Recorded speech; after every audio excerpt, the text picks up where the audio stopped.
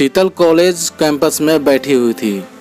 जब उसके क्लास पूरे हुए तो वो अपनी सहेली के साथ बातें कर रही थी। उसे रास्ते से जाते समय गायत्री दिखी तो उसने गायत्री को आवाज़ दी, गायत्री इधर आओ। शीतल की आवाज़ सुनकर गायत्री उसके पास गई। दोनों बातें करने लगी। बातचीत के दौरान अचानक शीतल को याद आया कि उसने सुना है कि सुमन ने आत्महत्या कर ली है। इस बारे में शीतल ने गायत्री से जानना चाहा। सुमन, शीतल और गायत्री दोनों की ही बचपन की सहेली थी। गायत्री और सुमन दोनों एक दूसरे के पड़ोसी थी और शीतल दूसरे गांव में रहती थी। भले ही सुमन की 3 बार शादी की गई, लेकिन उसने आत्महत्या क्यों की, ऐसा सवाल शीतल के मन में आया। दरअसल वो अपनी प्यारी सहेली की आत्महत्या से बेहद दुखी थी। सुमन 9वीं कक्षा में थी तभी उसकी पहली शादी हुई थी। सुमन दिखने में बहुत सुंदर थी। वह होशियार, शालीन और भविष्य के सपनों में रंगने वाली लड़की थी। उसने अपने जीवन में कई सपने देखे थे, पर घर के लोगों ने उसकी शादी जबरदस्ती करवा दी। शीतल के पास इतने सारे सवाल थे कि वो नहीं जानती थी कि गायत्री से कैसे पूछे, लेकिन हर बात की सच्चाई जाननी चाहती थी। आखिर में गायत्री से पूछा कि सुमन ने आत्महत्या क्यों किया। एक क्षण के लिए गायत्री बिल्कुल ही चुप हो गई। जल्दी से उसके मुंह से शब्द नहीं निकल रहे थे। उसने गहरी सांस ली और बोलना शुरू किया। 4 साल पहले सुमन की शादी कबीर नाम के शख्स से हुई थी और उसकी गृहस्थी बहुत अच्छी चल रही थी। दोनों एक दूसरे से प्यार भी करने लगे थे। जब भी ये दोनों साथ में बाहर जाते तो सभी कपल इनसे जलते थे। कबीर और उसके परिवार के सभी सदस्य अच्छे स्वभाव के थे। जैसा उसने सपनों में जोड़ीदार सोचा था, वैसा ही उसे अपना पार्टनर मिला था। उसके घर की स्थिति मध्यम थी। कबीर का एक छोटा सा होटल था। उसमें से उसके सारे खर्चे बांट देने के बाद कुछ पैसे बच जाते थे। घर की हालत बहुत साफ सुथरी थी। एक दिन वह होटल से घर बाइक पर आ रहा था, तभी एक ट्रक से उसका बहुत बड़ा एक्सीडेंट हो गया और इसमें उसे काफ़ी चोटें आईं। हादसे के बाद उसे अस्पताल ले जाया गया, लेकिन सिर में गंभीर चोट लगने के कारण इलाज के दौरान ही उसकी मौत हो गई।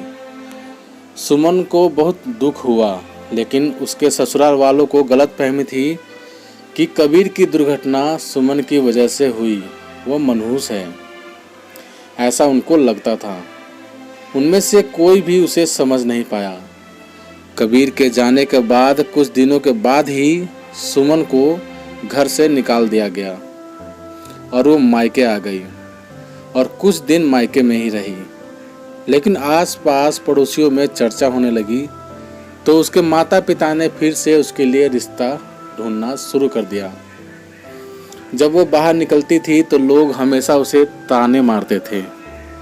इस वजह से सभी बहुत परेशान थे। ऐसे में उन्होंने जल्दी में अनमोल नाम के लड़के से उसकी शादी कर दी। अनमोल बहुत बुरा आदमी था। दारू पीता था, कुछ काम धंधा नहीं करता, चोरी करता, मारपीट करता। उसका रोजाना का यही काम था। इस सब से सुमन को बहुत दुख होता था, पर वह कुछ नहीं कर सकती थी। एक बार एक रात को वह देर से घर आया और जल्दी में घर में कुछ ढूंढने लगा। सुमन ने उससे पूछा भी, पर उसने कुछ भी नहीं बोला। उसे जो चीज़ चाहिए थी वह उसे मिली नहीं। इस वजह से वह वहाँ से बाहर चला गया। सुमन रात भर उसकी राह देखती रही, पर वह आया ही नहीं। दूसरे दिन पुलिस को उसका मृत शरीर रास्ते के किनारे पड़ा हुआ मिला। चाकू से किसी ने उसका खून कर दिया था। यह खबर सुमन को पता चली तो उस पर दुख का पहाड़ ही टूट पड़ा। कुछ दिनों तक वह अपने ससुराल में रही, लेकिन बाद में ससुराल वालों ने उसे प्रताड़ित करना शुरू कर दिया। इस वजह से सुमन वापस अपने मायके आ गई। घर आकर कुछ दिन ऐसे ही बीत गए, लेकिन सुमन की स्थिति वैसी ही थी। उसकी तरफ देखा तक भी नहीं जा रहा था। उसका परिवार उसकी स्थिति को सहन नहीं कर सके, इसलिए उन्होंने उसकी वापस शादी करने का फैसला किया। उसके लिए रिश्ता ढूंढने लगे। उनके रिश्तेदारों में गौतम नाम का लड़का था। उसकी पहले से ही एक बार शादी हो चुकी थी। सुमन की शादी गौतम से करवा दी गई। सुमन बहुत खुश थी। शादी के कुछ महीने बाद सुमन को मालूम हुआ कि गौतम को कैंसर है, ब्लड कैंसर। इस बात का पता चलते ही उसके हंसते हुए चेहरे पर फिर से मायूसी छा गई, लेकिन उसने हिम्मत से इन सब का सामना करने का फैसला किया। 7 महीने तक अपने पति की सेवा की, लेकिन आखिरकार 7 महीने बाद उसके पति की मौत हो गई। इस दुख से सुमन बहुत तंग आ चुकी थी। कुछ दिन बीत गए, लेकिन बाद में ससुराल वालों ने उसकी जिम्मेदारी लेने से इनकार कर दिया। उसे घर से निकाल दिया।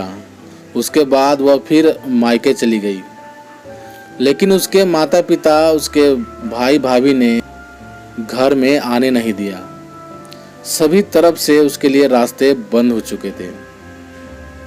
उसे उम्मीद की कोई किरण नजर नहीं आ रही थी। अंत में उसने खुद को ही खत्म करने का फैसला किया और उसने अपना जीवन समाप्त कर दिया। सुमन की यह कहानी सुनकर शीतल की आंखें आंसुओं से भर गई। पूरा दिन वह सुमन के बारे में ही सोचती रही। क्या इन तीनों घटनाओं में बेचारी सुमन का कोई भी दोष था? क्या उसके माँ बाप को सिर्फ उसकी शादी कर उसे हर बार किसी के पास भेज देना सही था? वो उसे अपने पैरों पर खड़ा करने की कोशिश भी कर सकते थे। सच कहो तो सुमन की जान उसकी बदनसीबी ने नहीं, बल्कि उसके परिवार की, उसके आसपास के लोगों के छोटी सोच ने ली है। वो बेचारी मनहूस नहीं, बदनसीब थी, क्योंकि उसके आसपास ऐसी सोच रखने वाले लोग थे। तो दोस्तों, आप सभी को ये कहानी कैसी लगी कमेंट करके हमें ज़रूर बताना। यदि कहानी आप सभी को पसंद आई हो तो लाइक करना, शेयर करना, और चैनल पर नए हो तो प्लीज़ चैनल को सब्सक्राइब भी ज़रूर कर देना। तो चलिए दोस्तों, मिलते हैं आप सभी से एक और नई कहानी के साथ। तब तक के लिए जय हिंद, वंदे मातरम।